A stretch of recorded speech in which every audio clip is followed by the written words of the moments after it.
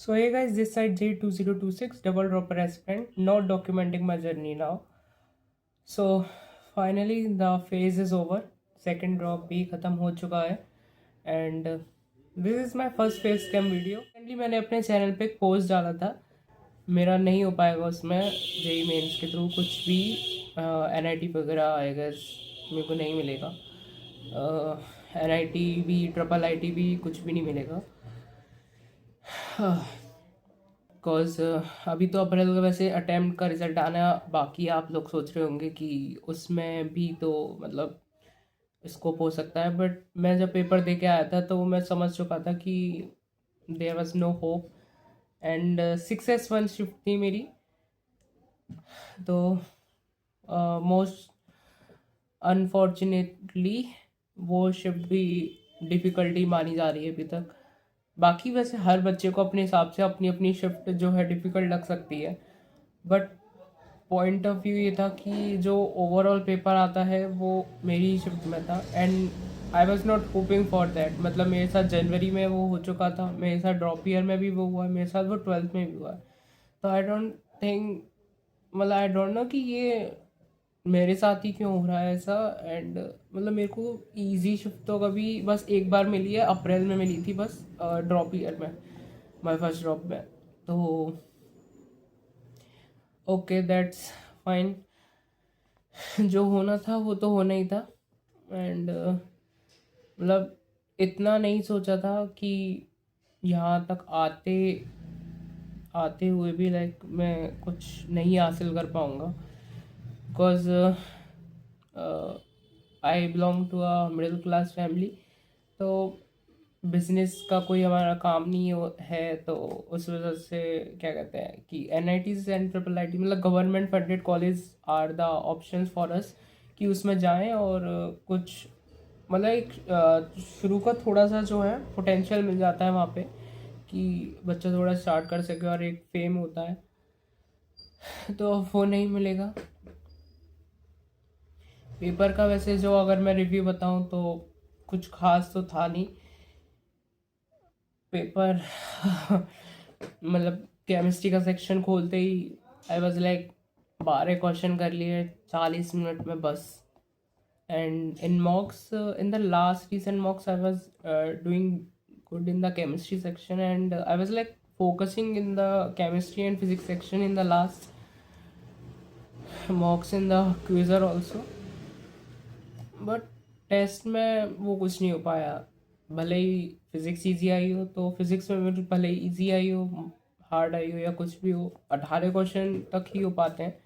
बाकी paper calculative था तो आई वॉज नॉट लाइक कर ही नहीं पाया मैं उसको। मैथ्स तो क्या ही बताऊँ मैं, बहुत बुरा हाल हुआ मेरा। आते हुए क्वेश्चन भी लेंदी होके लाइक मैंने जब फिज़िक्स केमिस्ट्री कर लिया जितना मेरे से हो रहा था आई वॉज, एंड देन मैं स्विच करा मैथ्स पे कि देखता हूँ क्वेश्चन 5-6 कर लेता हूँ। तो तब मेरे को समझ में आ गया कि मुझसे नहीं होने वाला। I was like blank out that time और मैं सोचने लग गया 2 मिनट के लिए कि सपना गया मेरा एनआईटी का। देन फिर मैं सोच रहा था कि मैं इतना पेपर अटैम्प्ट कर लूँ कि कम से कम मेरे थोड़े बहुत 95-96 समथिंग कुछ बनने लायक हो जाए, बट अब तो मेरे को लगता है उतना भी नहीं होगा। सो एक चीज़ तो है कि जिस चीज़ के पीछे भागते रहो ज़्यादा टाइम तक, ज़रूरी नहीं है कि वो तुम्हारी किस्मत में लिखी हो कि वो मिलनी ही है। और बाकी मैंने अब कॉमेट के का एग्ज़ाम का फॉर्म भरा है, वीआईटी का भरा है एंड देन सीयूईटी का भी भर दिया है। तीनों से मेरे को कोई ऐसा कॉलेज नहीं मिलेगा जो मेरी स्पेसिफिकेशंस को मीट कर सके, like distance, college life and campus infrastructure वगैरह एंड ओवरऑल प्लेसमेंट एंड एक मतलब कैसा फैमिली बच्चे वगैरह कैसे हैं वो ऐसे। कॉमेट के सारे कॉलेजेस मेरे घर से बहुत दूर हैं एंड वीआईटी के जो मेन ब्रांचेज है वो बहुत दूर है, जो भोपाल है वो पास में है। तो एंड CUET में तो है ही गिने चुने कॉलेजेस बीटेक के।